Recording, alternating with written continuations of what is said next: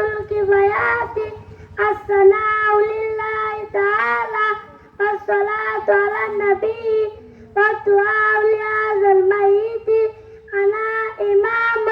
لمن عدل ومن يحضر متوجهات إلى جهة الكعبة الشريفة الله أكبر سبحانك اللهم وبحمدك وتبارك اسمك وتعالى جدك وجل ثناؤك ولا إله غيرك الله أكبر اللهم اغفر لنا اللهم صل على سيدنا محمد وعلى آل سيدنا محمد كما صليت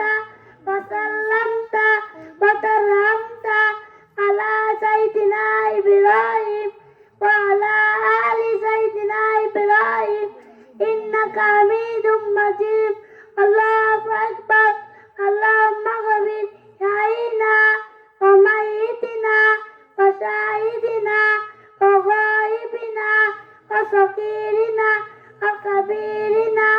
وذكرنا وأنثانا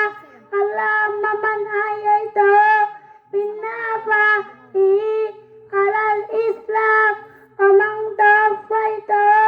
منا فتوفه على الإيمان الله أكبر السلام عليكم ورحمة الله السلام عليكم ورحمة الله